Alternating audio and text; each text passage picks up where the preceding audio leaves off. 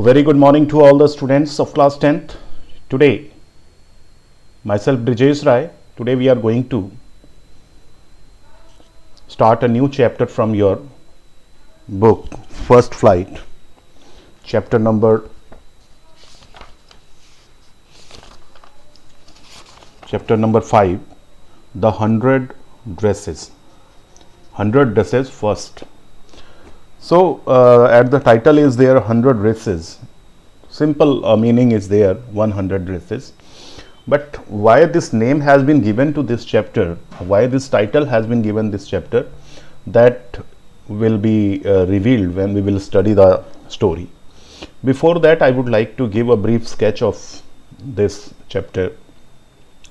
You know, many people are there from different countries who migrate not migrate, you can say immigrate from one country to another.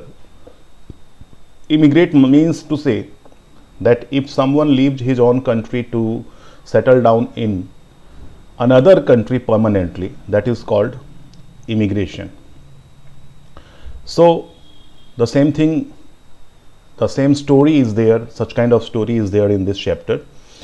When Polish people, means the people of Poland is a European country, and people from Poland went to United States of America, and what type of treatment they received there, what type of tortures they have to face, and discrimination they have to face there. This is the account of those situations in this story. So before we move to the main text, here let's see some introduction of this chapter. The Polish American community in the United States. The first Polish immigrants arrived in America in 1608, but the largest wave of Polish immigration occurred in the early 20th century. Here the writer's name is Albozor Esther. Albozor Esther. So he writes that first immigrants went to America from Poland. It was in 1608, but majority of Polish people, means a largest wave of Polish people moved to America in 20th century, when more than 1 million Poles migrated to United States. 1 million people migrated to United States in 20th century. The Polish state did not exist at that time, and the immigrants were identified according to their country of origin rather than to ethnicity. Means those people who went there in 20th century in United States, before that there was no Polish state. उस समय कोई Polish state नहीं हुआ करता था, and people who moved from there to America, they were identified by their country of origin, कौन से country से belong करते हैं, and country of origin and ethnicity.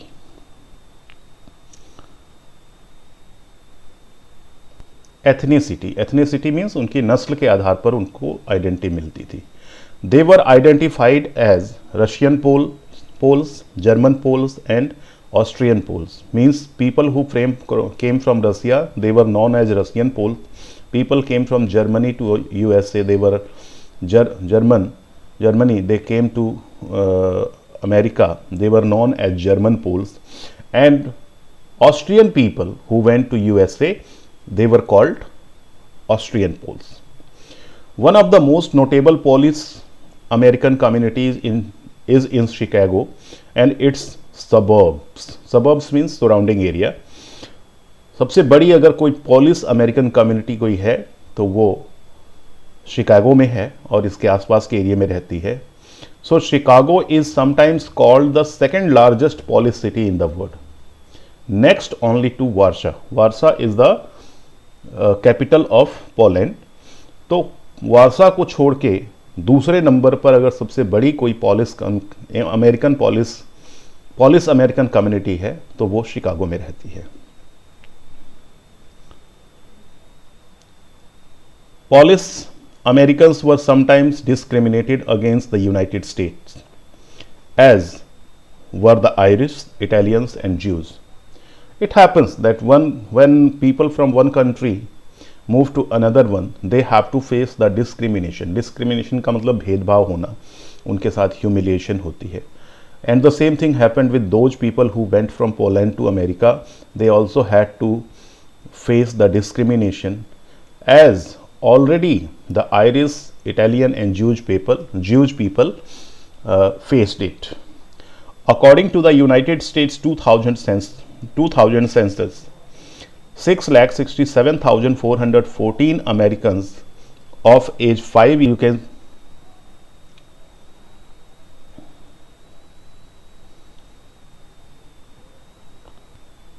yes, Vanda sat in the corner of the room where the rough boy who did not make good marks.